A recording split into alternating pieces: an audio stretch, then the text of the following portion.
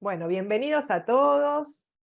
Aquí este es un seminario organizado por la Fundación Santander. La Fundación Santander, como por ahí varios de ustedes todavía no la conocieron, está en el barrio de San Telmo, en la ciudad de Buenos Aires, en Avenida Pedro de Mendoza y Garay. Es un espacio cultural que, bueno, organizamos muchas actividades, así que también los invitamos, ahora lo vamos a anotar ahí en el chat, el Instagram de la Fundación para que se enteren de todas las acciones que realizamos, que es Fundación-Santander-AR.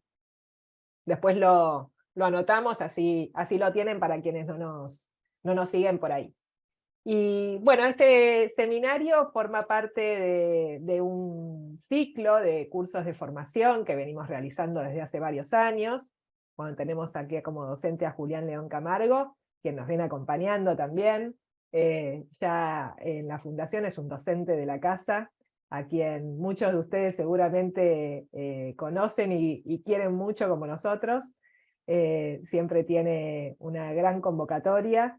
Y bueno, y acá la idea de este seminario es relacionarlo con la muestra que tenemos actualmente en la Fundación, que es una muestra que se llama Pardés, el Jardín del Tiempo Suspendido, de la artista argentina Nicola Costantino. Una muestra que vamos a tener hasta noviembre, es una muestra que va a ir creciendo a lo largo del año. Es un site specific, que bueno, ya irá contando bien Juli de qué se trata, pero principalmente se basa en dos ejes: en el eje relacionado con el medio ambiente y la ecología, y por otro lado en el eje relacionado con lo social y lo comunitario. Por eso lo que planteamos en este seminario son dos masterclass. Una es la del día de la fecha y la siguiente va a ser el 8 de junio a las 18 horas, para que ya la tengan bien agendada. Igual les mandaremos un recordatorio por mail, pero para que ya la tengan. Y en el día de la fecha nos vamos a enfocar en proyectos relacionados con el arte y la ecología, y el del 8 de junio va a ser proyectos relacionados con arte y comunidad, siempre tomando como disparador la muestra de Nicola Costantino y luego haciendo un recorrido por distintos artistas y distintas obras que también se basan en estos ejes. Bueno, Juli es, bueno, además de historiador del arte y licenciado en artes visuales, artista, bueno, y docente de varias instituciones culturales y educativas de Colombia y de Argentina, y como les dije anteriormente, docente de Fundación Santander desde hace ya varios años. Es un placer tener nuevamente a Julián acá con nosotros, así que bueno, Juli, vayan comentando cualquier pregunta o duda que tengan, la van comentando en el chat. Acá estamos con Malena o yo los vamos a ir respondiendo, algunos se van respondiendo entre ustedes, y después al fin de toda la ponencia de Juli, hacemos las preguntas, les vamos haciendo las preguntas a Juli para que pueda ir contestando todo. Bueno, Juli, todo tuyo. Bueno, muchísimas gracias, Ceci.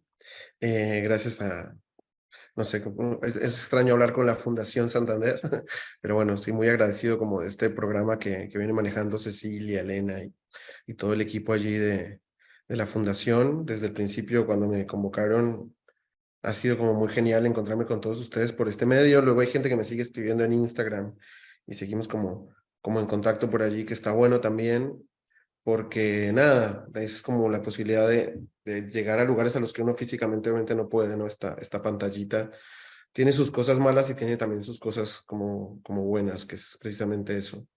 Em, yo nada, me atrevería simplemente a hacer una pequeña corrección a Ceci. Si bien tengo una maestría en historia del arte, no me considero historiador del arte, porque no hago la historia. Hay gente muy genial que se dedica a hacerla, que se meten en los libros, en las bibliotecas y en los archivos, y van y son como una especie de detectives del pasado, que empiezan a encontrar un montón de cosas. Yo me aprovecho de lo que ellos encuentran para dar clases y para hablar de ello. Soy más como una especie de divulgador del arte, ¿no? Ahí tenía un amigo artista colombiano muy genial, se llama Luis Hernández Mellizo, que decía que yo soy un predicador del arte contemporáneo, y creo que es un poco algo así, ¿no? Es como una especie de religión a la que uno termina como devoto. Hay algunos de ustedes que ya me conocen hace mucho tiempo, y hemos venido como desde la pandemia, ¿no? Desde el 2020, habiendo algunos ejercicios, ejemplos de obras en la historia del arte, siempre en relación con las muestras que se realizan allí en esa Fundación Santander. Para los que tienen la posibilidad de estar en Buenos Aires, realmente los invito. eh, Nicola Costantino, y lo vamos a ver en algún momento, tanto, sobre todo la próxima clase, es una de las artistas, si no, sí, es una de las artistas más importantes de Argentina. Es realmente esas personas que quedan como ya figuran, digamos, dentro de los anales de la historia del arte argentino, con una propuesta que desde el principio ha sido tremendamente disruptiva. Lo lindo es que el proyecto que está haciendo en la fundación es un proyecto muy disruptivo, pero muy hermoso al mismo tiempo. Es muy, muy, muy lindo. Así que les invito profundamente a que visiten la fundación. Está allí en San Telmo, como lo han escrito, porque las obras hay que verlas en vivo si se puede. Siempre que se pueda, hay que vivir esa experiencia, y la experiencia de visitar la muestra de Nicola creo que les va a gustar. Así que nada, vamos a empezar un poquito con arte y ecología. Entonces, ay, ¿cómo es que hago para compartir pantalla? Acá está. Acá tenemos nuestra pantallita. Algunas cosillas como para antes de comenzar. Eh, el nombre se lo puso un poquito Cecilia. A mí me pareció como muy genial. Imaginar un futuro mejor.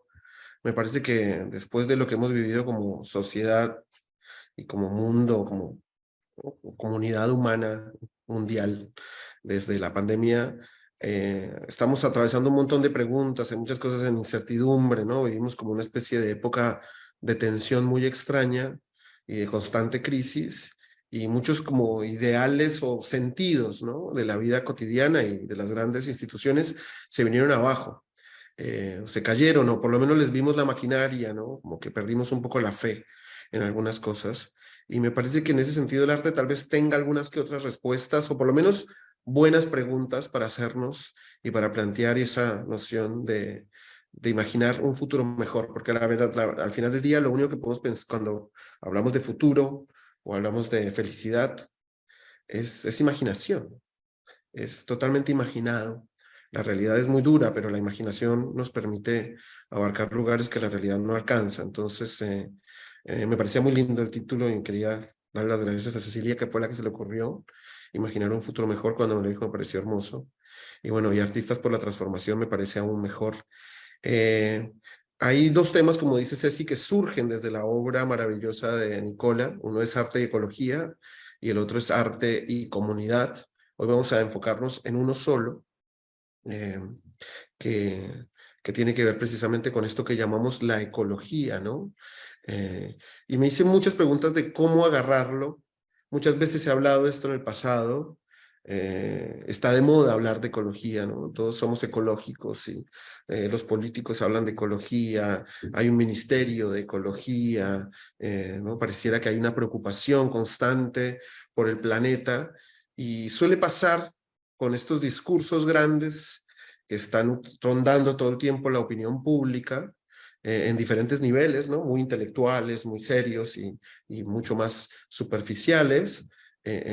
Lo que suele pasar es que nos acostumbramos al discurso y no hacer algo con respecto a ello. Entonces, me acuerdo, por ejemplo, en Colombia durante mucho tiempo se hizo una gran campaña que de hecho fue premiada, que fue una campaña de lectura, porque se dieron cuenta que había muy poca lectura en Colombia, que era un país que no estaba leyendo tanto. Entonces, desde el Ministerio de Cultura se hizo una campaña que fue premiada, que básicamente tenía un eslogan, y el eslogan era "leer es bueno". Empezó a aparecer este eslogan por todas partes, ¿no? Leer es bueno, leer es bueno, leer es bueno por todas partes. Uno iba al subte, no, en Colombia no hay subte. Iba al bus, ibas por la calle, veías vallas, ¿no? Veías diferentes avisos del gobierno que decían leer es bueno, y te encontrabas con la gente y la gente decía leer es bueno, leer es bueno, leer es bueno. pero luego hicieron una revisión y no se compraban más libros, la gente no estaba leyendo, porque nos acostumbramos al discurso, pero no a leer. Nos acostumbramos a si leer es bueno, pero nadie leía, ¿viste? Como es muy difícil de pasar de esa parte del eslogan luego a la práctica, ¿no? Y creo que con la ecología o con lo ecológico, lo que llamamos ecológico, pasa un poco lo mismo. Entonces dije, ¿por dónde la agarro? Y estuve pensando muchísimo y me acordé de un libro de un libro que leí hace poco de un autor muy polémico llamado Michel Houellebecq, un autor contemporáneo, se lo recomiendo mucho, bastante ácido, que escribió su primer libro que se llama Ampliación del campo de batalla. Entonces hoy no voy a empezar con artes visuales, que sé que están acostumbrados a que no lo haga, sino que quería empezar, tengan un poquito de paciencia, para empezar de lleno, porque quería empezar con esta partecita. Este libro cuenta la historia de un hombre contemporáneo en Francia que trabaja, que es funcionario del Ministerio de Cultura de Francia. Y tiene una vida bastante normal, clase media, en París, y sus diferentes como relaciones con el amor y con otras cosas, entre ellas el arte. El libro prácticamente empieza a presentar una búsqueda de una persona que pareciera no encontrarle sentido a la vida. Michel Houellebecq se le conoce como una especie de nuevo romántico. Es un romanticismo muy fuerte la obra de él, un poco nihilista. Y les voy a leer el final del libro. Pero no se preocupen, no es un spoiler, no es un libro que funcione, que si leyeron el final, no. Porque no es una historia, digamos, tan como lineal de que algo pasa al principio y luego pasa al final, sino es más bien una narración de una cotidianidad que empieza a demostrarnos que algo está buscándose y que creo que nos pasa a muchos de nosotros. Y este hombre al final de esa búsqueda se va al campo. ¿Viste que pasó en la pandemia? ¿Se acuerdan? Que yo tengo muchos amigos que se fueron a vivir al campo, ¿no? Porque la naturaleza era buena y querían el campo y cambiaron todas sus vidas y hacían pan, ¿cómo se llama este pan de masa madre? Tengo un amigo que me traía un pan de masa madre todas las semanas. Nunca me los comí porque eran ladrillos, eran incomibles, muy duro el pan. Pero bueno, no. Y todos se fueron al campo y tenían huertas y se volvieron bastante hippies, los que podían, obviamente. Una especie de fantasía de que la sociedad urbana se había terminado. Obviamente cuando terminó la cuarentena tuvieron que volver a la ciudad y buscar otra vez trabajo, casa y demás, porque esto no terminó de arraigar nunca, ¿no? Y tuvieron que volver a comprar un celular y volver a conectarse con el mundo de los seres humanos. Pero me parece interesante porque es como una especie de fantasía. Yo quería empezar por esa noción fantasiosa que tenemos en relación a la naturaleza. Tenemos una noción contemporánea un poco ingenua, un poco naif con la naturaleza, y me parece que Houellebecq nos da un poquito de pistas con respecto a ello. Así que sin más preámbulos, lo voy a leer, pero no lo voy a leer solo. Traje los textos para que lo leamos. Es 2 paginitas cortitas, no me voy a demorar mucho. Primero la introducción de ese capítulo final del libro, que es una cita de Satipatthana Sutta, que dice, por paradójico que parezca, hay un camino a recorrer y hay que recorrerlo, pero no hay viajero, hay actos, pero no hay actor. ¿No? Saint-Circe-en-Montagne es un bosque o una zona boscosa a las afueras de París, ¿no? Cerca a París realmente, a la que este hombre, protagonista, que lo van a hablar, que está hablando en primera persona, lo van a leer, se va buscando algo, ¿no? Buscando una especie de revelación y de conexión espiritual. Vamos a leer desde el 21 de junio, acá, ¿ven? Dice, el 21 de junio, a las 7 de la mañana, me levanto, desayuno y voy en bicicleta al Parque Nacional de Mazas. Se ve que la comida del día anterior me ha dado nuevas fuerzas. Avanzo con soltura, sin esfuerzo entre los pinos. Hace un día maravilloso, suave, primaveral. El bosque de Mazas es muy bonito y se desprende de él una profunda serenidad. Es un verdadero bosque silvestre. Hay senderos escarpados, claros, un sol que se insinúa por todas partes. Las praderas están cubiertas de junquillos. Se está bien, se puede ser feliz. No hay hombres. No hay hombres. Aquí parece que algo es posible. Parece que uno está en un punto de partida. Y de pronto todo desaparece. Una gran bofetada mental me devuelve a lo más hondo de mí mismo. Me examino, ironizo, pero al mismo tiempo me respeto. Qué capaz me siento hasta el final de impresionantes imágenes mentales. Qué clara es todavía la imagen que me hago del mundo. La riqueza de lo que va a morir en mí es prodigiosa. No tengo que avergonzarme de mí mismo, lo habré intentado. Me tumbo en una pradera, al sol, y ahora siento dolor. Tendido en esta pradera, tan dulce, en mitad de un paisaje tan amable, tan sereno, todo lo que podría haber sido fuente de participación, de placer, de inocente armonía sensorial, se ha convertido en fuente de dolor y sufrimiento. A la vez siento, con una violencia increíble, la posibilidad de la alegría. Desde hace años camino junto a un fantasma que se me parece y que vive en un paraíso teórico, en estrecha relación con el mundo. Durante mucho tiempo he creído que tenía que reunirme con él. Ya no. Me interno un poco más en el bosque. Detrás de esta colina, según el mapa, están las fuentes de Ardèche. Ya no me interesa. Aún así, sigo. Y ya ni siquiera sé dónde están las fuentes. Ahora todo se parece. El paisaje es cada vez más dulce, más amable, más alegre. Me duele la piel. Estoy en el ojo del huracán. Siento la piel como una frontera y el mundo exterior como un aplastamiento. La sensación de separación es total. Desde ahora estoy prisionero en mí mismo. No habrá fusión sublime. He fallado el blanco de la vida. Son las 2 de la tarde. Así que bueno, quería empezar un poquito eh, pesimista hoy en relación a nuestra experiencia con la naturaleza. Porque hay algo ahí. Viste que siempre que hablamos hay que cuidar el planeta, hay que proteger el planeta y la naturaleza, pareciera que siempre hablamos desde un lugar de algo que es distinto a nosotros, de algo que está escindido de nosotros. Acá estamos nosotros y ya está la naturaleza, ¿no? Sentimos que nosotros somos una cosa y la naturaleza es otra. Nos empezamos a dar cuenta que nuestro efecto sobre eso que llamamos naturaleza es terrible, el plástico, la contaminación, el dióxido de carbono y todo lo demás, lo que llamamos como antropoceno. Pero siempre hablamos así, y tiene que ver con eso que él dice ahí, la sensación de separación es total, ¿no? Siento la piel como una frontera. Pareciera que no nos damos cuenta que nosotros somos naturaleza.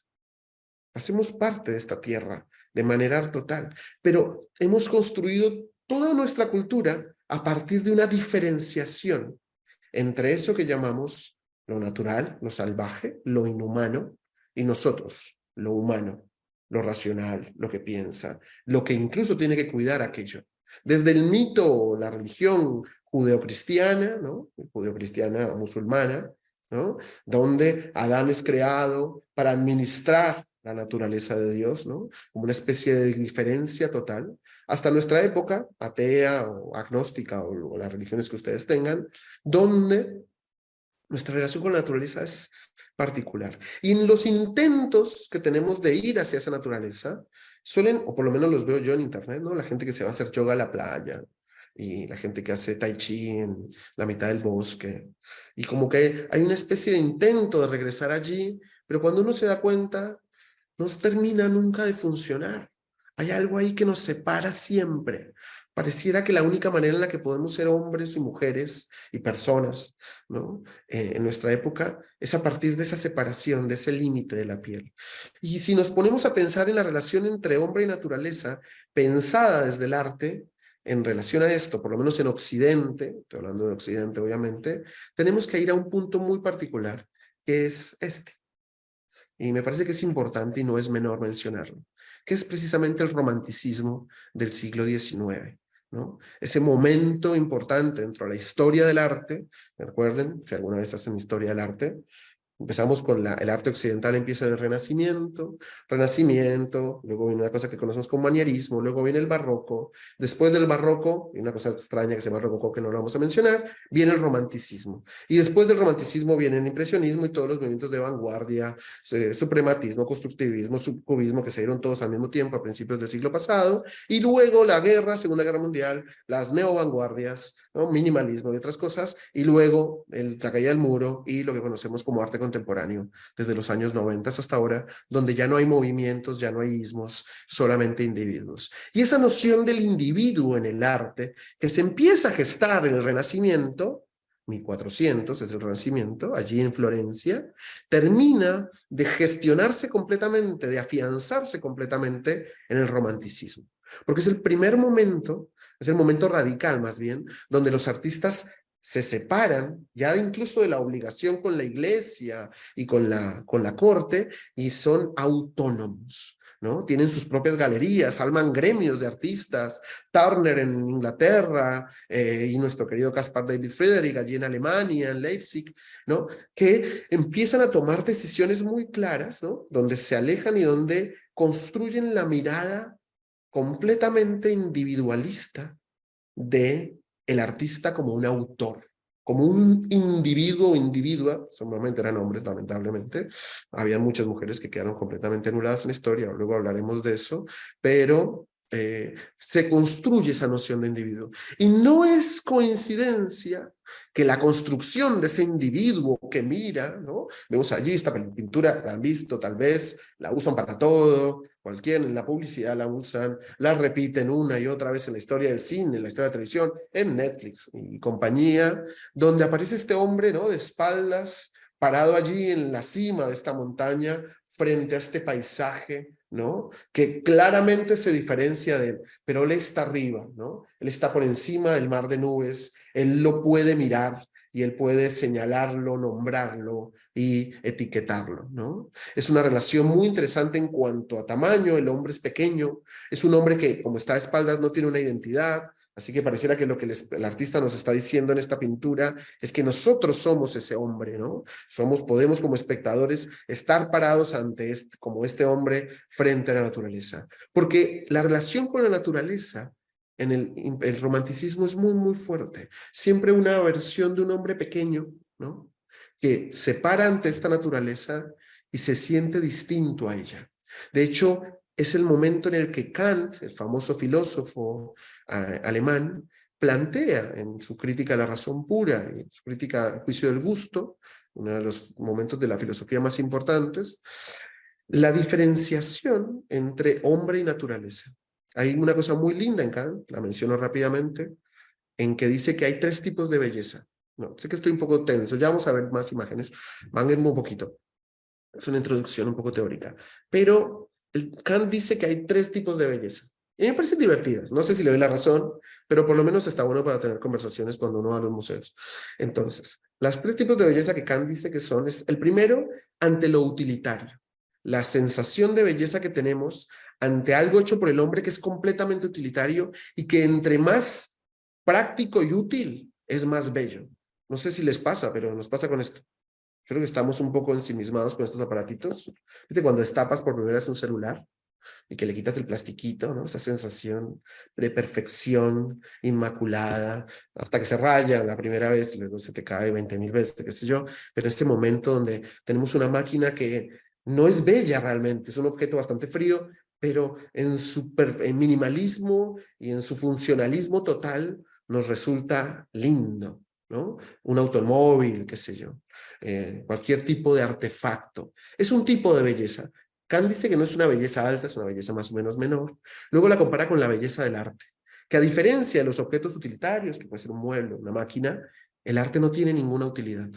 Y nos llenamos de admiración y nos conmueve desde una pintura, un texto, un libro, una obra musical, y no es útil, no sirve para nada más que para esa conmoción que logra conmovernos a puntos incluso en que se podemos gastar, si lo tuviéramos, miles y millones de dólares que se gastan de gente que se enamora de una pintura y la casa, ¿no? Esa relación que tenemos con la belleza a partir de un objeto hecho por el hombre no utilitario que está en el arte. Pero dice que esas 2 bellezas, esas sensaciones, esos goces estéticos, no se comparan ante el más importante, que es la experimentación de lo sublime. Lo sublime, para Kant, solamente ocurre en la naturaleza. Era un romántico, claro, era bastante romántico, y ocurre en el momento en que en medio de la naturaleza, no sé si les ha pasado, ustedes, muchos de hecho sé que están más cerca del campo que nosotros en esta jungla de asfalto, cuando uno se para a la mitad de la noche y estás allí solo, y miras al cielo estrellado y te sentís chiquitito y estás maravillado, pero esa maravilla también es un poquito de miedo porque te das cuenta, ¿no? Ante el mar pasa también un poco eso, ante un mar de nubes, como probablemente le pasaba al protagonista aquí de Caspar David Friedrich. Esa sensación ante lo sublime, que es algo que es una mezcla de conmoción, de maravillamiento, si es que esa palabra existe, y de miedo. Hay cierto temor, una especie de temor y temblor, podríamos decir, ¿no? Ante esa cosa que es inconmensurable, ¿no? Es más grande que nosotros. Esa especie como de sensación de vértigo, porque tenemos ganas de ir hacia eso y al mismo tiempo tenemos un profundo miedo ante eso que es evidentemente distinto a nosotros. Esto no es algo que solo pasa en la pintura, en la literatura lo van a ver en toda la novela romántica, Flaubert, Stendhal, todos los grandes escritores, donde siempre hay un protagonista, ¿no? Madame Bovary o Julián Sorel en Rojo y Negro, que en algún momento de la novela romántica se van al bosque, y allí en mitad del bosque se encuentran con unas ruinas y tienen una especie de, hay una escena siempre en la que en la mitad de la naturaleza comprenden algún tipo de verdad especial y de revelación espiritual, como la que buscaba nuestro protagonista de la novela de Houellebecq, que finalmente no termina de encontrar, ¿no? Así que pensando en ello, inmediatamente en esta noción de un hombre ante la naturaleza, y para meternos en el tema del arte contemporáneo, me parece que Caspar nos puede dar relación con este otro señor. Y aquí ya empezamos con nuestros casos del día de hoy. El primer caso en este caso es Cristo, pero no Jesús, sino Cristo, el land artist o el artista de la tierra, ¿no? Fallecido hace poco tiempo, ¿no? Durante pandemia, creo que murió en el 2020. Durante toda su carrera, es un artista famosísimo, como de grandes proyectos monumentales, se dedicó a trabajar con tela, ¿no? Allí lo vemos en los últimos años. Es un proyecto muy hermoso que hizo en Lugano, en Suiza, en la que construyen su obra. Son esta especie de puentes que conectan los diferentes espacios de esas islas en el lago allí entre Suiza e Italia. Todo el trabajo de Cristo es una especie de dibujo constante que hace en la naturaleza. Es lo mismo que haría un artista en un papel, pero en vez de hacerlo con un lápiz sobre un papel, él lo hace con grandes telas sobre el espacio natural, ¿no? La gente, aparte son transitables, la gente puede caminar y atravesarlos, son utilizables, la gente podía caminar ahí, lo vieron, ¿no? Son grandes extensiones de tela, enormes proyectos. Él trabaja con una productora que es su mujer, Jean-Claude, ¿no? Que trabaja en toda la parte de la producción de estas obras. Es interesante decir que Jean-Claude era heredera de un emporio de tela bastante grande en Francia. Eso también ayudó un poco a la pareja. Hay que casarse bien. Y realizaron grandes proyectos a lo largo de toda la vida de Cristo. Suena raro decirlo, pero se llamaba así, Cristo, con H intermedia.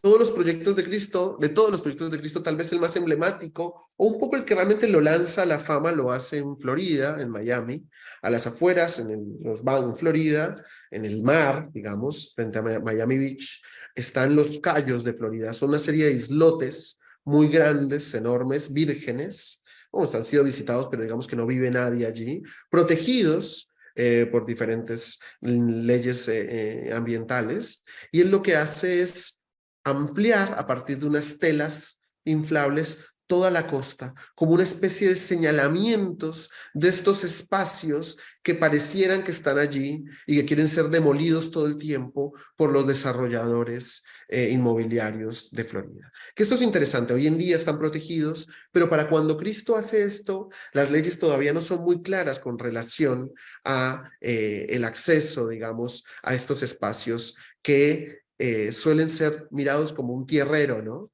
Hace poquito, como quiero decir el nombre de un político muy importante, se refería en Argentina a el Chaco y a la parte del norte diciendo, pero ¿por qué? O al desierto, perdón, mentiras, era el desierto en la Patagonia diciendo, pero ¿por qué pelean tanto por el desierto si ahí no hay nada?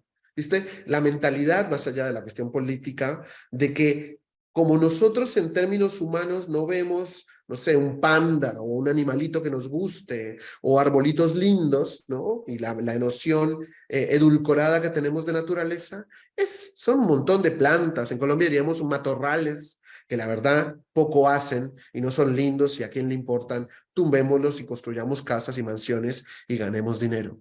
Pero evidentemente se desconoce que esas plantas, a pesar de no ser estéticas, desarrollan todo un ecosistema complejo y tremendo que termina afectando completamente el ecosistema de la región. Entonces lo que Cristo hace es una especie de señalamiento.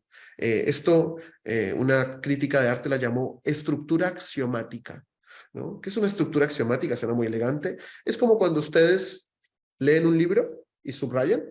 ¿Viste que uno a veces subraya o pasa con un resaltador?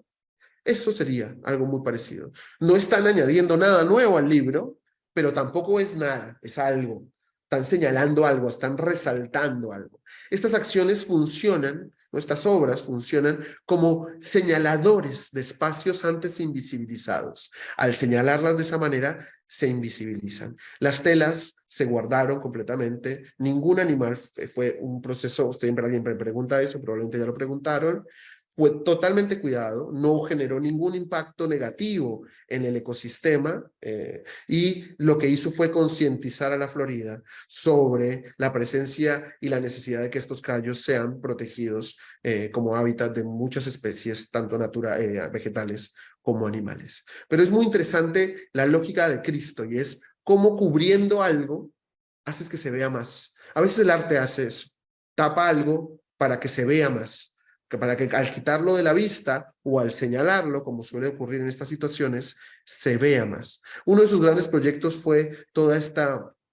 enorme muralla de tela, son telas que atraviesan el espacio, dibujos enormes que marcan las fronteras entre los estados de Estados Unidos, ¿no? Esa frontera completamente invisible y arbitraria en la que dividimos el espacio, ¿no? Argentina donde termina, donde empieza Paraguay, donde empieza Brasil, todas esas definiciones que hace 200 años no existían, que hace 300 años no existían, y que poco le importan a la naturaleza, la verdad, que son completamente humanas, él las señala con este tipo de ejercicios. Entonces ahí es donde vemos esta especie de dibujo, es un lápiz que atraviesa el espacio y que visibiliza una frontera invisible que todo el tiempo está marcando y delimitando el estado, por ejemplo, en un estado de protección ambiental y en el de al lado no. Y es muy loco porque la verdad es la misma montaña y el pájaro y el ciervo y el oso no sabe que si se pasa al otro lado lo van a cazar o no lo van a cazar, ¿no? Todo este tipo de prácticas completamente humanas sobre la naturaleza parecieran que empiezan a desnudarse o aparecer gracias a estos proyectos hechos en los años 60 y 70 por el genio de Cristo con Jean-Claude, ¿no? Son dibujos, insisto, monumentales, enormes. Y hay algo ya desde lo estético profundamente hermoso porque al mismo tiempo es muy leve. Es una acción enorme, monumental. Ahorita vamos a ver una foto de más cerca, vamos a ver por allí, estamos hablando de telas de 20 metros de largo, de alto, pero que cuando lo ves en términos terrestres, es una pequeña línea que atraviesa el espacio, nada más, ¿no? En ese ejercicio, como en esa especie de levedad y radicalidad de su gesto, me parece que hay una profunda potencia. El land art fue un movimiento de los años 60, mayormente desarrollado en Estados Unidos, aunque hay casos en todas partes, de artistas que salieron una vez más como a encontrarse con el territorio inhóspito de Estados Unidos, sobre todo, aunque en Latinoamérica también hubo algunos casos, y de artistas que volvieron a tratar de relacionarse con la tierra a partir de diferentes acciones. Nos parecerá una cosa muy loca y contemporánea, pero cuando vas hacia Perú y ves las líneas de Nazca, es algo que hemos hecho toda la vida los seres humanos, ¿no? Una relación muy distinta, monumental con el espacio, ¿no? Esa manera en la que siempre estamos nosotros desligados y lo marcamos desde la distancia. Otro de los grandes representantes, y tal vez para mí uno de mis favoritos, es Richard Long, artista norteamericano, tal vez para mí uno de los mejores y mucho más leve en su accionar.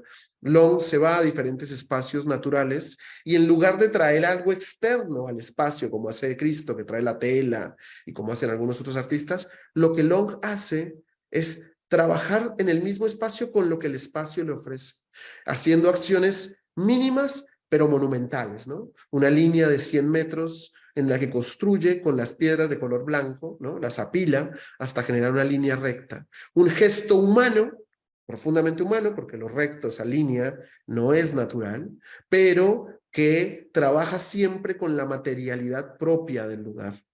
Paradójica o hermosamente lo que hace es fotografiar y normalmente lo que uno se encuentra en los museos o en las galerías por parte de Long son las fotografías y los registros de esto que nadie más vio, ¿no? Subir a las puestos en las faldas del Everest, del Himalaya realmente, y estos apilamientos de piedras ocurren allí.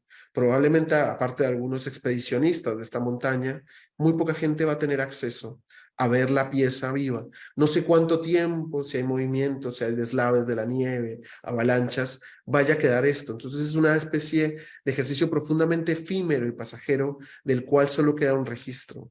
Pero tal vez al ver ese registro, lo que nos pasa con Long, ¿no? Allí está, 1975, es que podemos sentir como espectadores de este registro un poco la situación de un hombre solo en el espacio de la naturaleza, apilando un montón de piedras, ¿no? Para generar una especie de huella, de marca. Es casi como un proto-graffiti, pero a diferencia del graffiti que quiere manifestar de manera subversiva sobre el espacio, ¿no? Un accionar bastante egocéntrico, ¿no? De un tag, una firma, de marcarlo, de adueñarse de alguna manera de ese lugar. Aquí hay como un gesto mucho más sutil y leve que no afecta tanto al espacio, pero que deja una huella, una marca. Casi que podríamos decir una marca del caminar de alguien por medio de la naturaleza. Esto es en Perú. Es muy, muy hermoso una línea de 1 kilómetro finalmente. Entonces se empieza a juntar piedritas y a juntar piedritas durante 1 kilómetro. Y no es que haga un gran evento, invita a toda la gente que vaya a verlo, que es lo que haríamos hoy en día los artistas contemporáneos, sino que esto es un tipo que se la pasa de expedición en expedición, un gran acampador, digamos, ¿no? Hace camping todo el tiempo y en medio de sus campings hace este tipo de acciones. No hace ningún Burning Man o alguna cosa así para que todo el mundo vea, sino que simplemente es casi como una experiencia meditativa en la relación de una persona sola ante la naturaleza. Podemos comprender, aparte del registro, todo el silencio y la soledad que él pudo haber sentido, ¿no? En esta situación específica, ¿no? Esta línea en la que, a diferencia de las anteriores, no acumula piedras, sino que con su propio pie empieza a raspar el piso, ¿no? Lentamente, es una línea de 1 metro de ancho, y la va raspando hasta generar un camino que atraviesa completamente durante 1 kilómetro el espacio de lado a lado entre las dos montañas. Es muy hermoso esto. Es tan hermoso y es solo un registro. No sé lo que significaría poder verlo en vivo, ¿no? Y podríamos sentir un poco lo que significaría producirlo. Una acción como profundamente inútil, ¿no? Una especie de arquitectura inútil del espacio. A veces lo que hace Richard Long es exponer en galerías, en museos, porque bueno, los artistas tienen que vivir de algo. Entonces, lo que hace, no es por eso, se lleva pedazos de diferentes lugares, algunos excedentes, rocas, piedras, y las lleva al museo. Y genera con la estructura, ¿no? De estas rocas completamente cortadas por el azar y el avance y la erosión de la tierra, empieza a armar figuras totalmente racionales. Un círculo perfecto a partir de todas estas formas. Entonces pareciera que la tensión entre esos objetos totalmente desiguales, porque no hay un solo palito de esto que sea igual a otro, se empiezan a acumular hasta generar estos círculos, ¿no? Perfectitos alrededor, ¿no? Acumulaciones de rocas como esta que vemos allí, ¿no? Son enormes, tienen 30 metros de ancho, son muy, muy grandes, son piedras grandes que se acumulan. O finalmente lo que hizo acá en Argentina, porque en algún momento muy genial de algo que nos esperanzó en algún momento a muchos del arte, el Faena, en Puerto Madero, se dedicó y determinó una sala para hacer grandes intervenciones artísticas allí al lado del hotel en Puerto Madero. Era un espacio enorme, profundamente faenístico, lleno de lujo. El piso era de mármol, los baños, me acuerdo, tenían cosos dorados para lavarse las manos y demás. Invitaron a Richard Long a la Argentina a hacer una muestra allí, entre otras muy grandes e interesantes muestras que se hacían en el lugar. Y lo que hizo Long fue irse a San Juan a acampar. Estuvo en San Juan, estuvo en Mendoza, estuvo en el norte, en Salta también, y en Jujuy. Y en sus viajes en Catamarca creo que estuvo de hecho, empezó a recolectar algunas cosas. En el sur, allí no en el sur, en Mendoza, recolectó hojas, ¿no? Todas estas hojarascas, y hizo esta enorme espiral de hojas. Tengo un amigo que tuvo la fortuna de trabajar con Long. No están fijas al piso, están construidas y luego barridas, y me dijo que fue un chino tremendo, que montarla fue muy, muy complejo porque a veces te movías y movías las hojas y te tocaba volver a empezar, ¿no? Porque tenías que empezar y que te obligaba muchísimo a estar totalmente concentrado, moviendo todas las hojas para que quedara perfectamente nivelado. Y que lo que entendieron los que le ayudaron a montar, que cuando lo veían trabajar, es que era una práctica profundamente meditativa en relación a este material, de poder estar presente, de poder estar allí completamente sin fugarse al pasado o al futuro, que es lo que normalmente hacemos en nuestras mentes todo el tiempo. Es una actividad tan como lavar los platos. ¿No nos pasa? Como no está lavando los platos, si te distraes mucho, se te rompe el vaso, la copa, entonces tienes que estar presente, piensas en muchas cosas, pero estás yendo y volviendo todo el tiempo y te obliga a estar ahí, porque lavar los platos para mí es meditar, ¿no?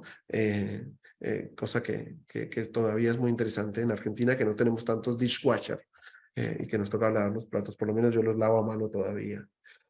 Lo interesante es que el Faena, que tenía este espacio, abría los fines de semana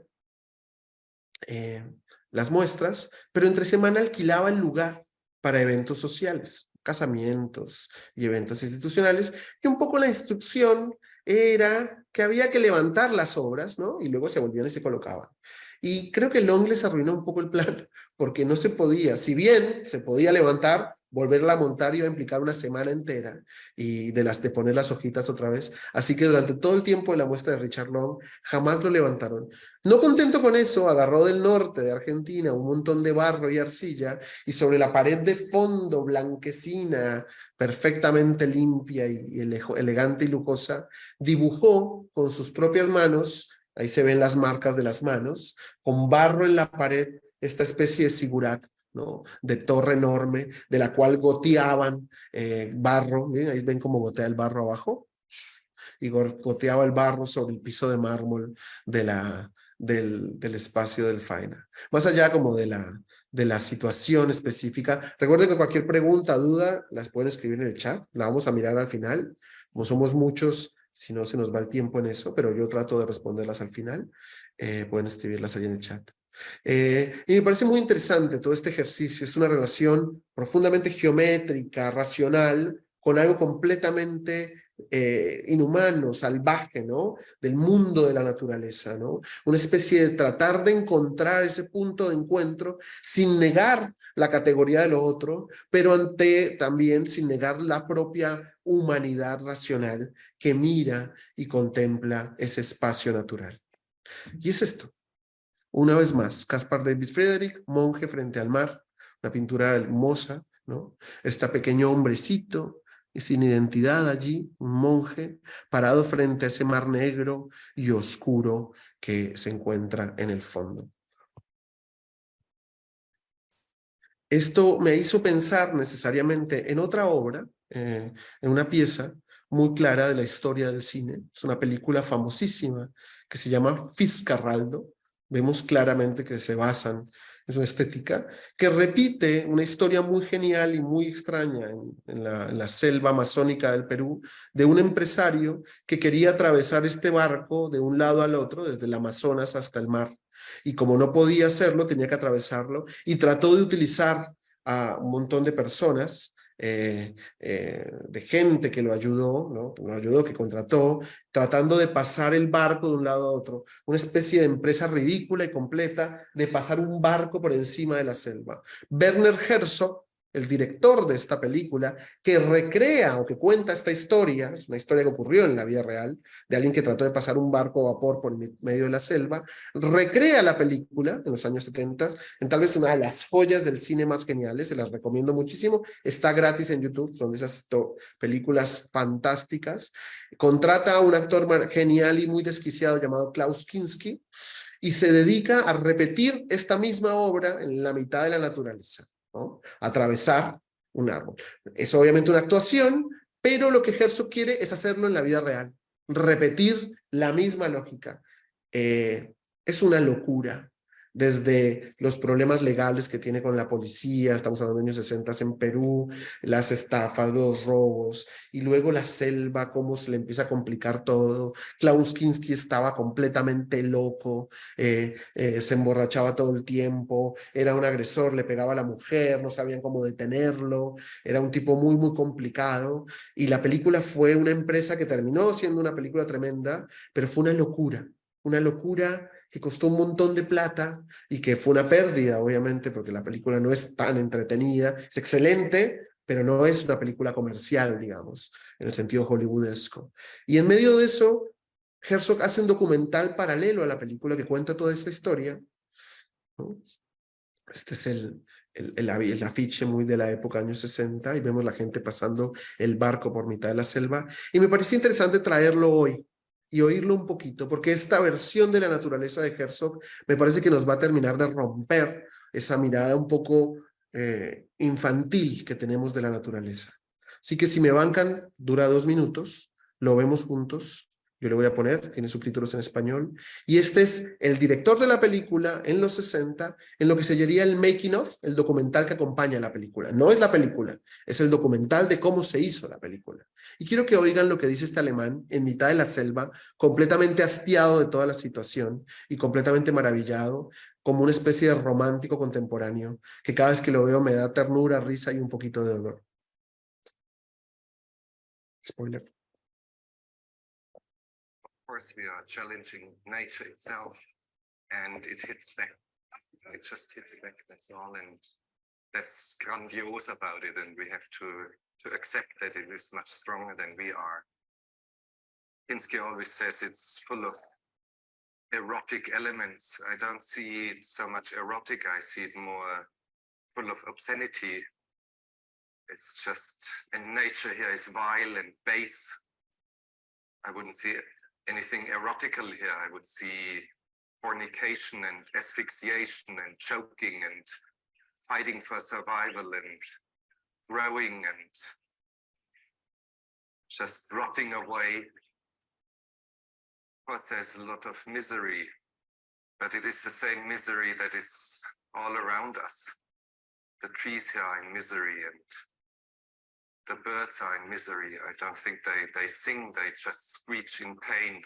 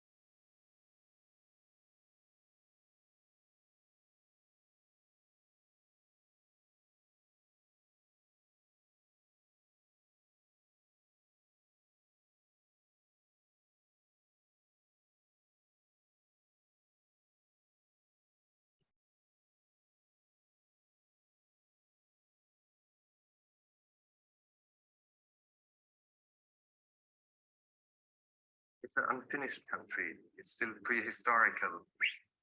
The only thing that is lacking is the dinosaurs here. It's like a curse weighing on an entire landscape. And whoever goes too deep into this has his share of that curse. So we are cursed with what we are doing here. It's a land that God, if he exists, has created in anger. It's the only land where creation is unfinished yet. Taking a close look at what's around us, there is some sort of a harmony. It is the harmony of overwhelming and collective murder. And we, in comparison to the articulate vileness and baseness and obscenity of all this jungle, we, in comparison to that enormous articulation, we only sound and look like badly pronounced and half-finished sentences out of a stupid suburban novel, cheap novel. And we have to become humble in front of this overwhelming misery and overwhelming fornication, overwhelming growth, and overwhelming lack of order. Even the stars up here in the sky look like a mess. There is no harmony in the universe. We have to get acquainted to this idea that there is no real harmony as we have conceived it. But when I say this all full of admiration for the jungle. It is not that I hate it. I love it. I love it very much. But I love it against my better judgment. Ay, la amo a pesar de mi mejor juicio, de mi sano juicio. Es bastante romántico, es casi ridícula la situación, la verdad estaba pasando muy mal Herzog en ese momento. Esto es lo que queda finalmente del barco originario, ¿no? Una ruina.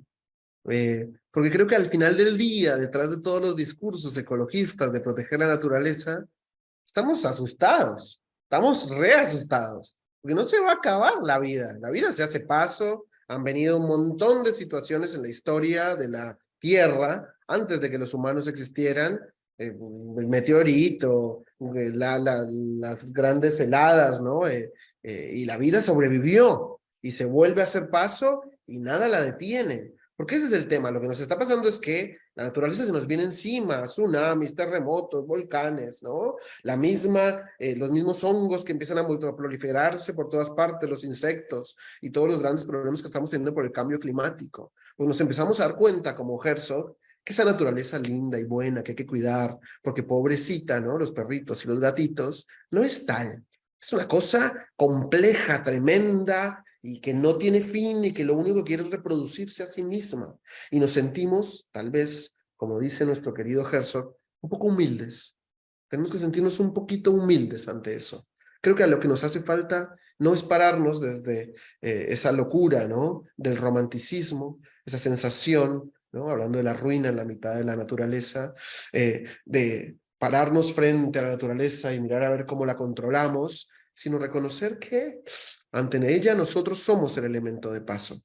Somos parte de ella y, como tal, vamos a ser comidos, devorados y reproducidos por ella, como una gran masa de la vida en la tierra. Entonces, yo sé que probablemente estábamos esperando que yo hablara de cosas como mucho más concientizadoras, de vamos a reciclar y vamos a hacer cosas que hay que hacerlas, obviamente, pero quería como plantearlo desde el arte y darnos cuenta que, a diferencia de esos discursos, el arte no plantea siempre una mirada linda y tierna de la situación, sino plantea una mirada un poquito más compleja y un poquito a veces pesimista, pero profundamente humilde también. Es colocarnos en una situación correcta con respecto a eso que llamamos la ecología o lo ecológico. Y que tiene que ver precisamente con toda esta manera que viene desde el Renacimiento, pero sobre todo en la ilustración de todos estos personajes que vinieron de Europa, América, y empezaron a dividir y a recorrer el territorio y a catalogar todas las plantas y a tratar de encontrarle un orden y una armonía a ese desorden. Dice Humberto Eco en algunos de sus textos, en algunos libros, un libro maravilloso que se llama El vértigo de las listas, dice, hacemos listas para ponerle orden al infinito. ¿Viste como las mamás? Mi mamá lo hacía todo el tiempo. Cuando se acuesta a dormir, empieza mentalmente a hacer las listas. Soy hijo de madre soltera, pues tuve que tener muchas dificultades. Cuando yo crecí, pues estaba sola y hacía las listas de todo lo que había que hacer el otro día.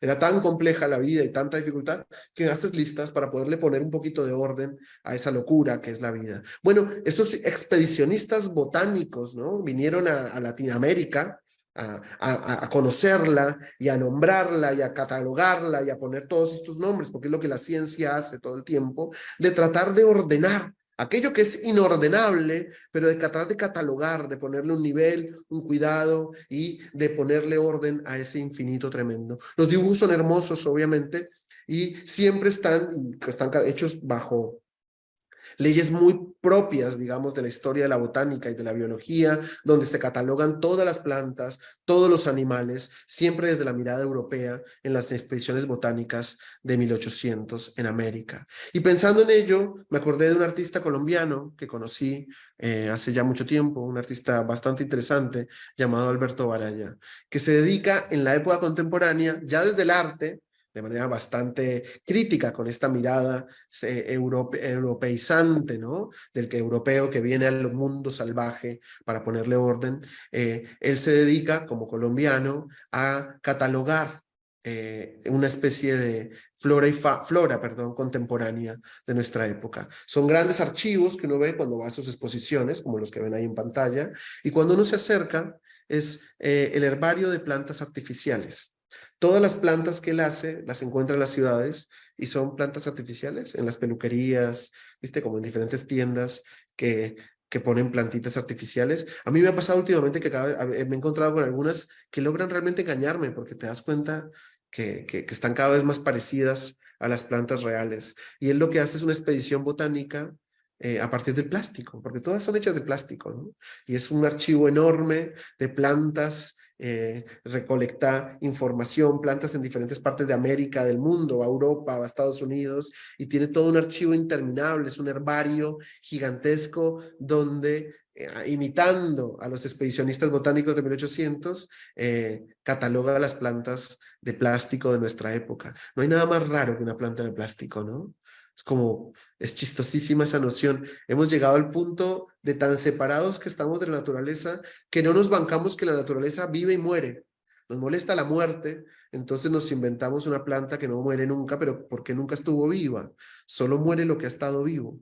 Si hubiera estado siempre muerto, pues nunca va a morir, porque no puede morir lo que siempre estuvo muerto, lo que no tuvo nunca vida. Entonces, él hace como esta revisión y es supremamente como juicioso, ¿no? Las dibuja, las cataloga, las archiva, es un herbario enorme, gigantesco. Y eso lo lleva a un gran proyecto para la Bienal de Sao Paulo, hace ya varios años, en el que se va al sur de Colombia, donde están las palmas de caucho.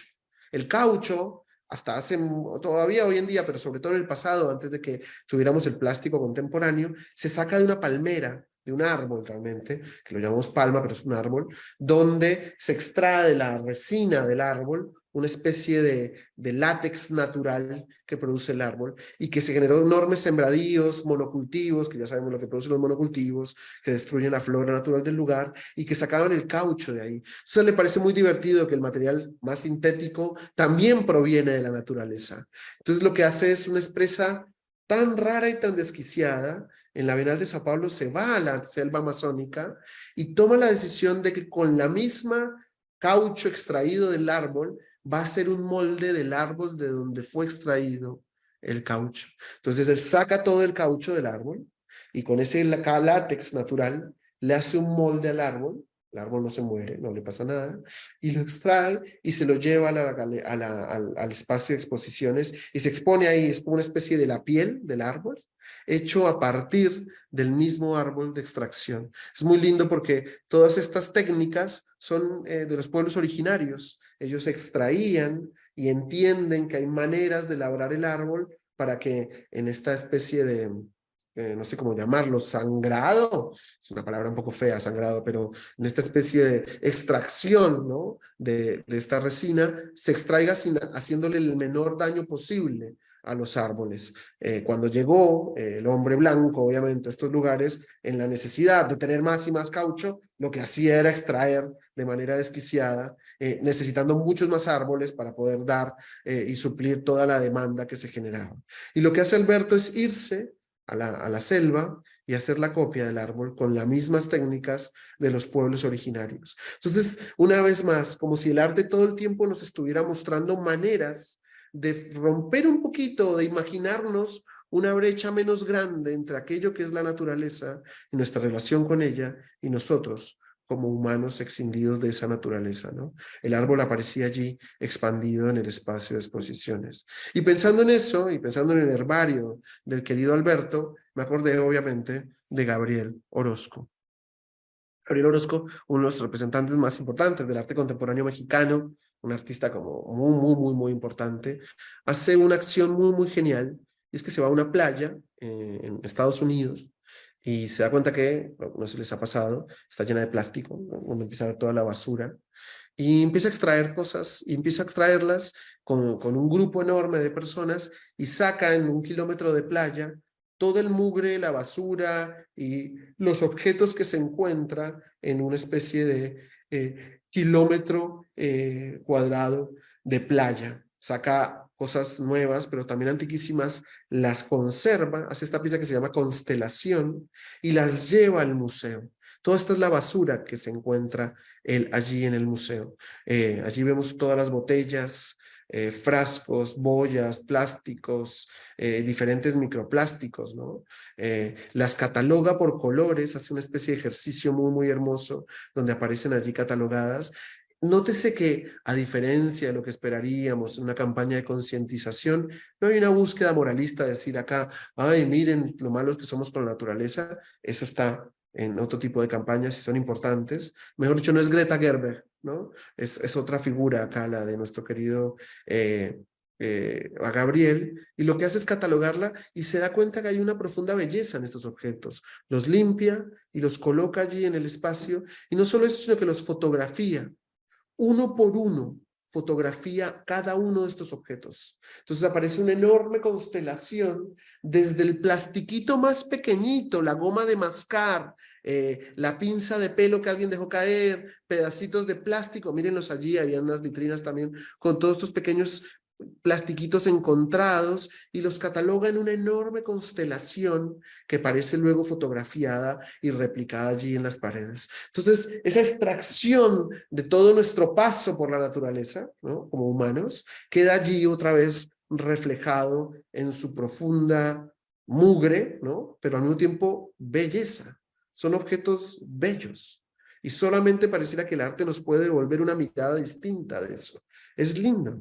Es una cosa muy, muy hermosa, ¿no? Cargada de diferentes formas, de tamaños, de situaciones estéticas que se construyen allí.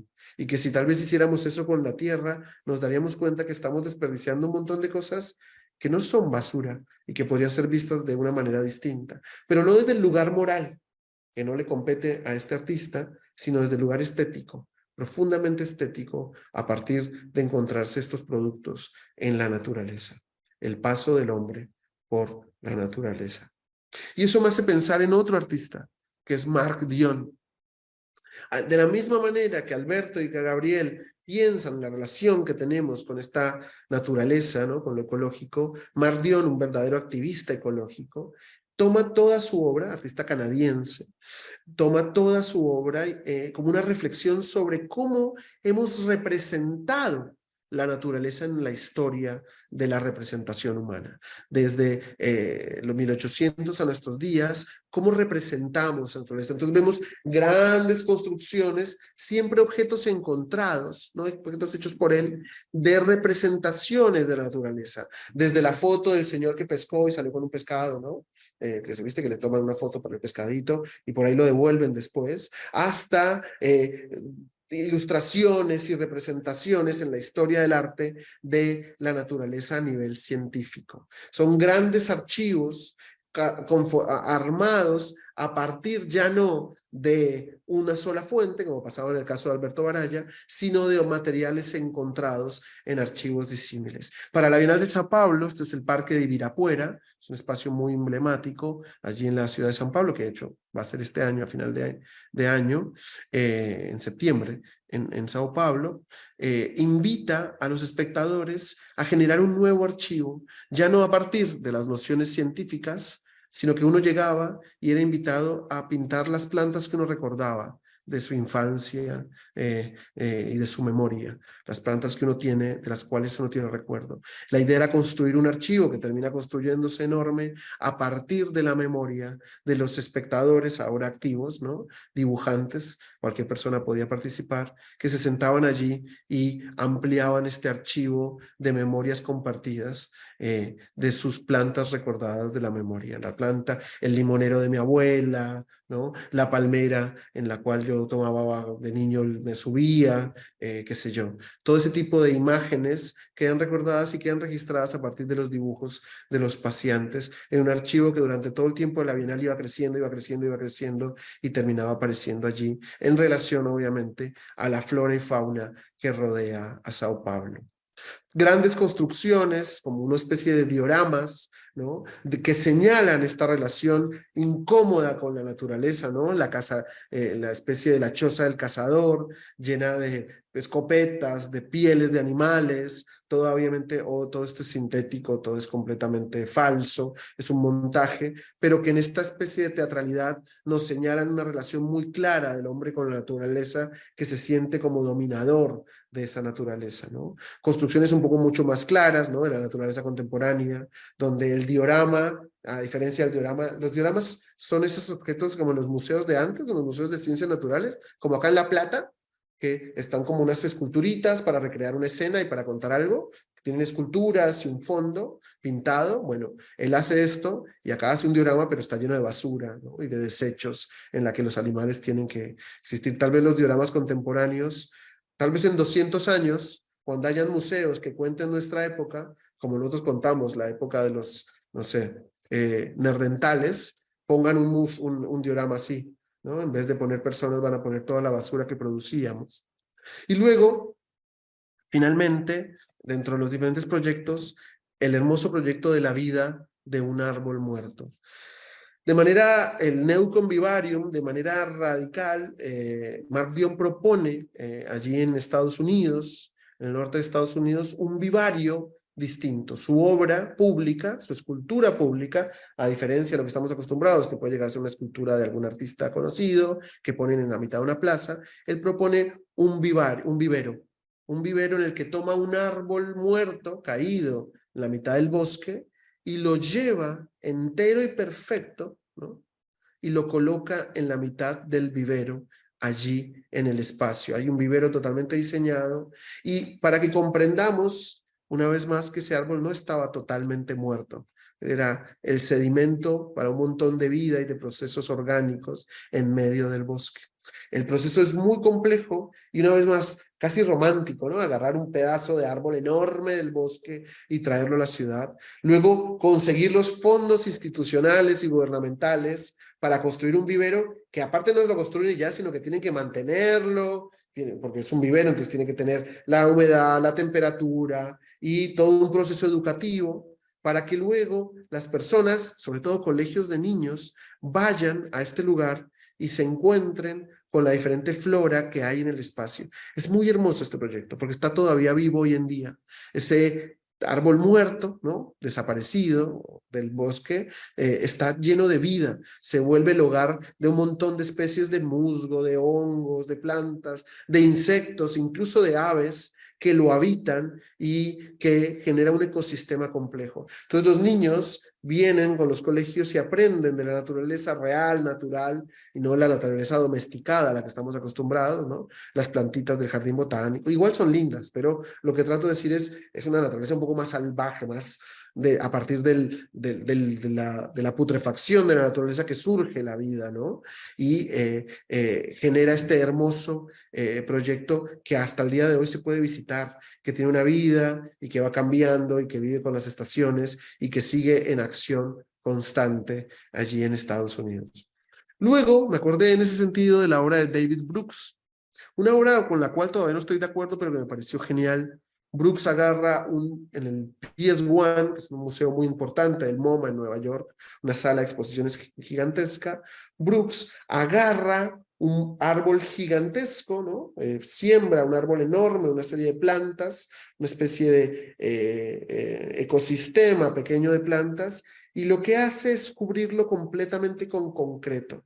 Son plantas y les vacía concreto y cemento encima como si las cubriera completamente con cemento, ¿no? Quedan completamente sepultadas, ¿no? Y cubiertas sus hojas y sus diferentes partes del cemento que les tira Brooks. Ahí se da cuenta, ¿no? Ven el piso que está lleno de todo el cemento. Entonces le agarra el árbol y lo lleva y dice, este tipo tan cretino, pero Brooks lo hace con una esperanza, que es lo que empieza a pasar después.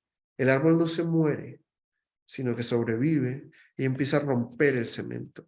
Durante el tiempo de la muestra, que dura más o menos un año, el árbol se empieza a hacer paso y quiebra toda esa estructura horrible del cemento y vuelve y rompe todo y sale a la luz, ¿no? Tiene agua, obviamente está regado y tiene luz, y rompe completamente esa estructura. Me parece una metáfora un poco extraña, pero muy hermosa, de cómo la vida se hace paso a pesar del accionar de lo humano, ¿no? Como la vida, de una u otra manera, siempre encuentra la manera de ser, de ocurrir en la tierra. Este arbolito completamente seco, ahí se ven los brotes verdes, empieza a quebrar y a romper y a reflorecer en medio de la supuesta muerte generada por la presencia de lo humano. Y vive, y de hecho, cuando termina la muestra, es retraído al bosque, resembrado, y no fallece, sino que sigue vivo hasta el día de hoy.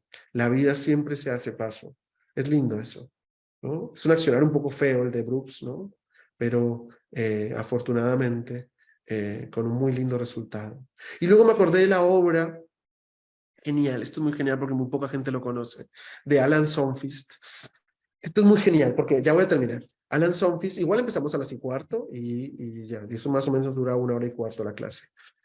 Y lo que pasó con Sonfist es que en Manhattan, Sonfist se da cuenta que, no sé si sabían, Manhattan es una palabra de los pueblos originarios que vivían en la zona, que fueron completamente estafados por los blancos, les compraron, les quitaron la tierra básicamente, y los desplazaron, pero se sigue llamando Manhattan y está llena de edificios, obviamente, es Nueva York, y es el metro cuadrado más caro del mundo, en muchos sentidos, y Sonfist compra un fragmento de tierra con una beca, lo replanta con todas las plantas originarias de la isla de Manhattan, con plantas endémicas, naturales, ¿no? Del lugar, y hace una cápsula de tiempo.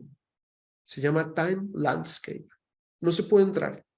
No es un lugarcito para ir a hacer picnics y disfrutar de la hermosa naturaleza, no. No son plantas lindas aparte, pero son plantas propias del lugar, que tienen tal vez el mismo o más derecho que los seres humanos de estar en ese lugar. Era su tierra, es el lugar donde se generaron, evolucionaron y alcanzaron su forma actual. Y él lo que hace es generar una cápsula de tiempo, está completamente enrejada hasta el día de hoy en Manhattan, esta zona, casi como una especie de comentario también. Piensen cuánto vale un metro cuadrado de esto en Manhattan. Es un ejercicio de resistencia y subversión tremenda en contra del avance capitalista, ¿no? y constructivista, ¿no? De constructivo de los desarrolladores inmobiliarios que se quieren apropiar de todo para construir más y más y más y más y generar espacios, ¿no? Para que uno pueda malvivir en espacios diminutos. Y lo que hace Sonfist es atrapar y lograr conservar un pedazo bastante chiquito, pero al mismo tiempo simbólicamente muy grande, de la naturaleza real, de los habitantes originarios de esta tierra que ahora está completamente usurpada por la presencia del hombre. Es un ejercicio muy lindo que obviamente nos lleva, ay, esto es muy genial. Este proyecto es una de las cosas más geniales. Lo descubrí hace unos años en una muestra de la Fundación Proa. La descubrí a ella, la investigué y me enamoré profundamente de su obra. Es Agnes Denes, hecha en los años 80, esta pieza, 70. Agnes alquila en una subasta un terreno en lo que hoy en día es Chelsea, en Estados Unidos. Es uno de los lugares con metro cuadrado más caros del mundo, en medio de Wall Street. Allí, al lado de Wall Street, perdón, no es Chelsea, sino es Wall Street. Allí de hecho se ven las Torres Gemelas todavía, las ven en el fondo, allí están.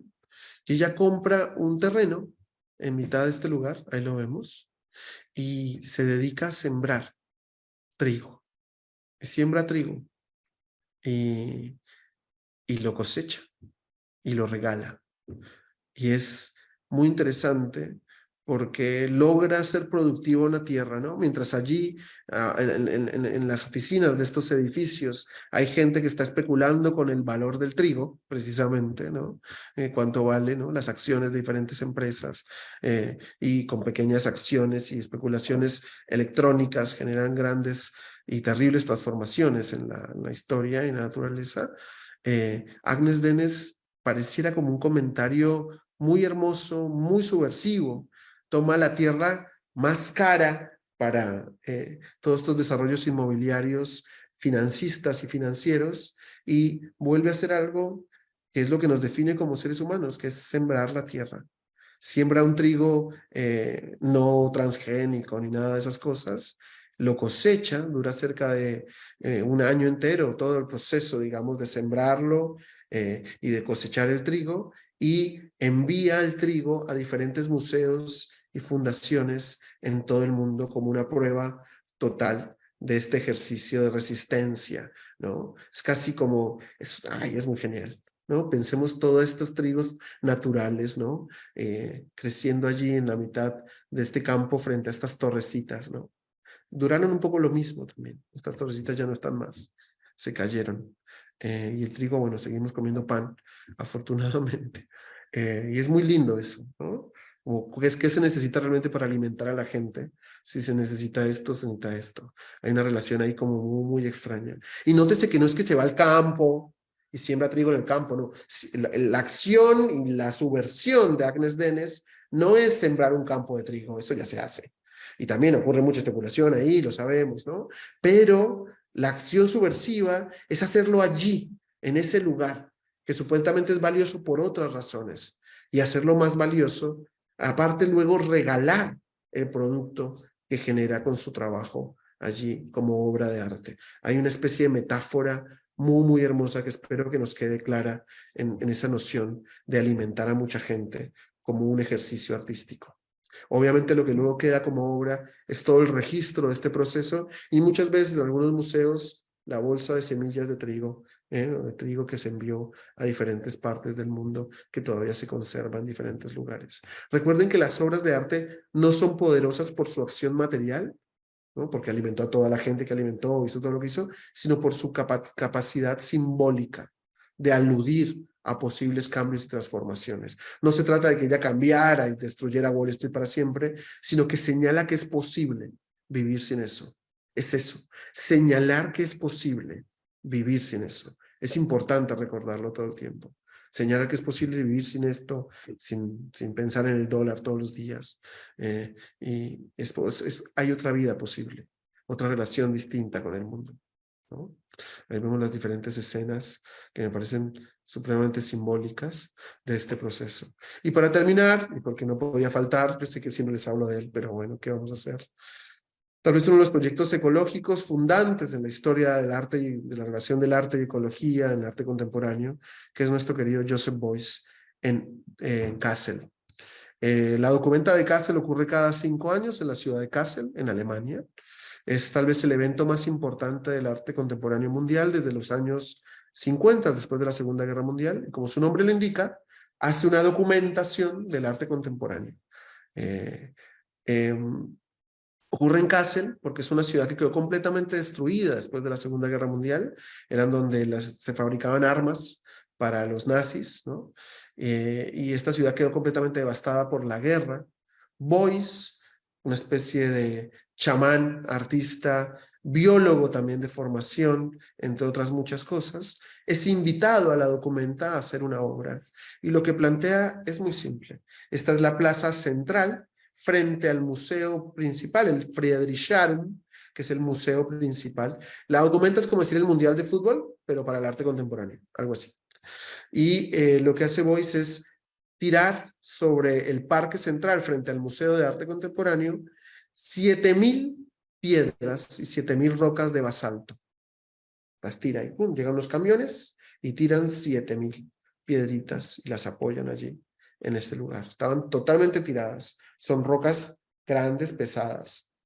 La invitación era a todos los que quisieran, voluntarios siempre, a tomar una de esas piedras, a elegirla, erigirla sobre el suelo en algún lugar de Kassel, una ciudad que, como les dije, quedó completamente devastada y deforestada después de la Segunda Guerra Mundial.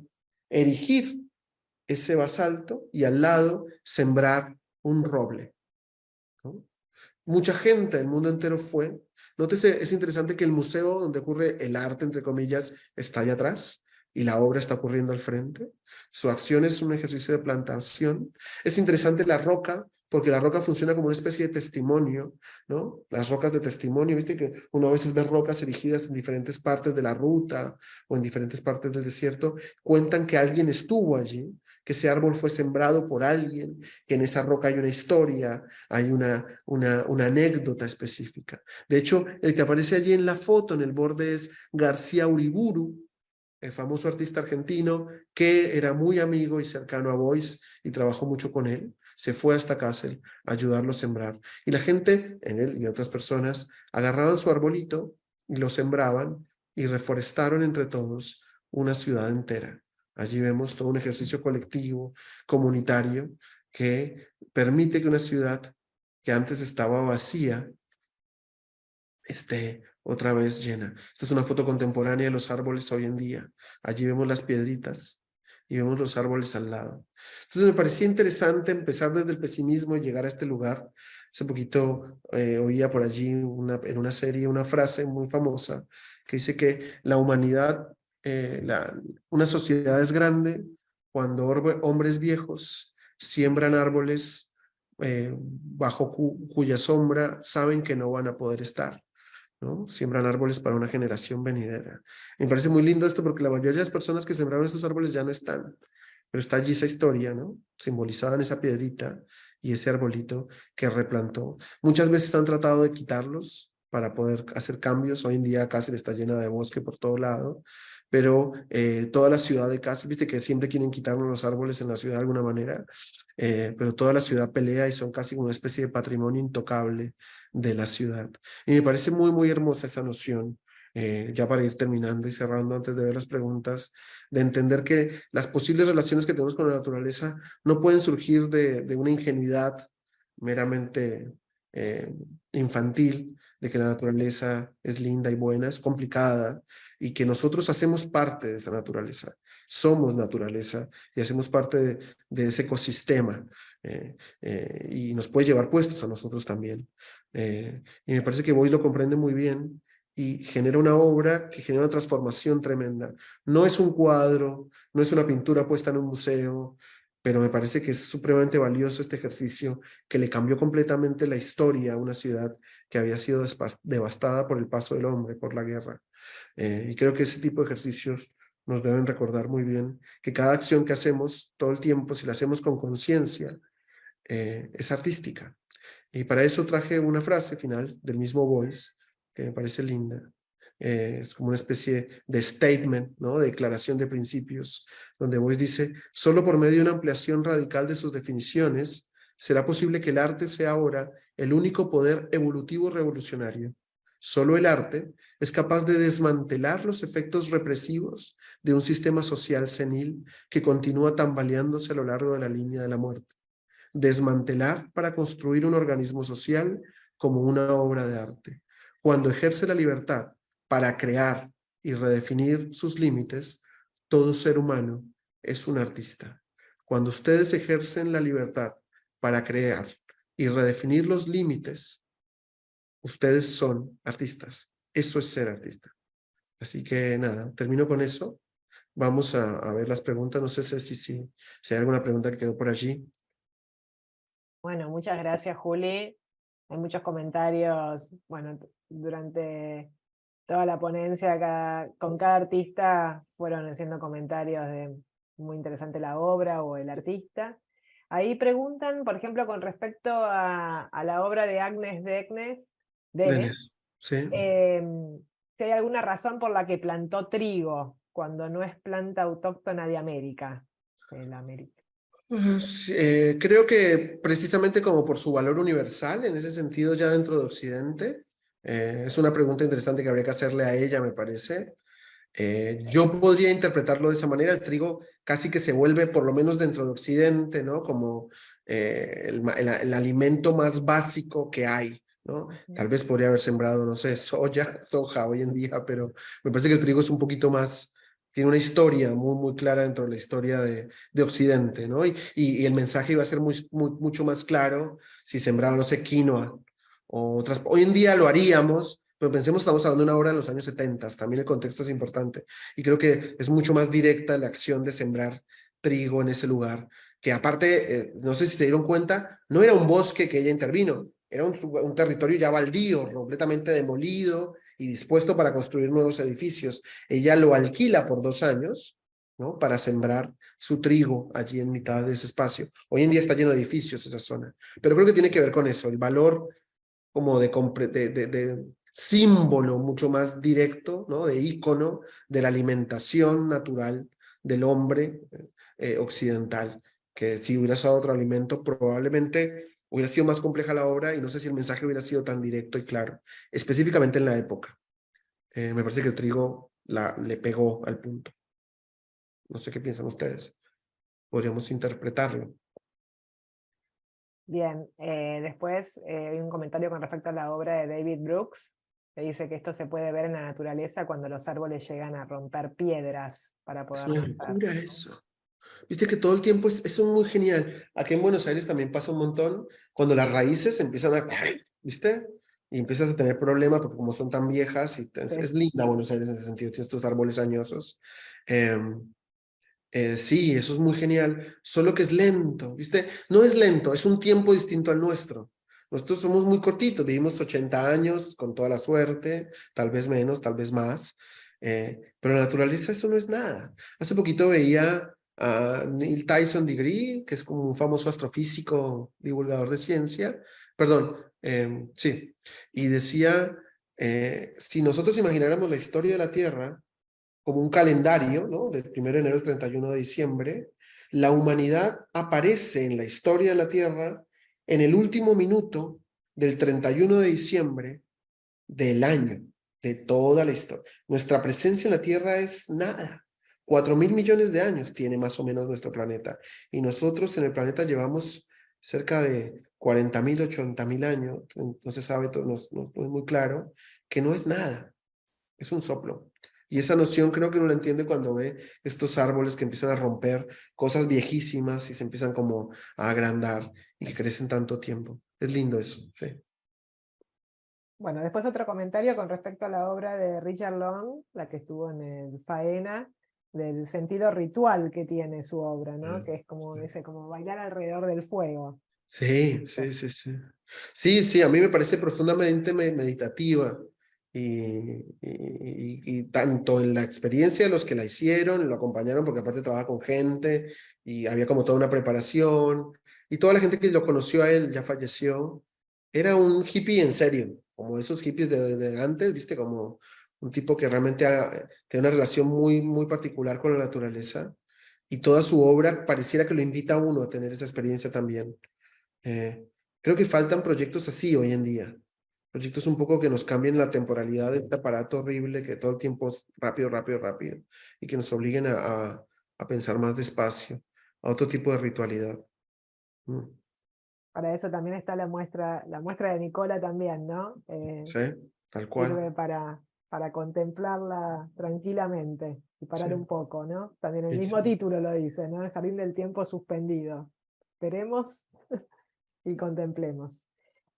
Bueno, ahí Claudia mandó el link, creo que de la película Fiscarraldo, no sé si de la ¡Qué bien! película o del documental sobre la película, que también lo pedían. Y hay un libro, el libro es genial, En búsqueda del sentido perdido, en busca del sentido perdido, que se llama, que es todo el diario de Herzog haciendo la película. Es tremenda la historia, es muy genial. La película es una locura. Hay una escena en la que Kinski, bueno, el protagonista, que es este personaje, que es Fiscarraldo, va en el barco en la mitad del Amazonas, vestido de blanco, con corbata, muy europeo, y le coloca ópera a todo volumen a la selva. Entonces ves la selva que se lo está como devorando y el tipo colocándole ópera francesa, alemana, ¿no? A la selva. No, la película no tiene pierde, es un peliculón, si lo pueden ver, ¿no? Para este fin de semana, hacen pochoclo y se sientan a verlo en casa. Bueno, bien. Bueno, gracias Claudia por mandar el link. Un abrazo, cuídense. Adiós, Bueno, gracias Ceci. gracias a todos.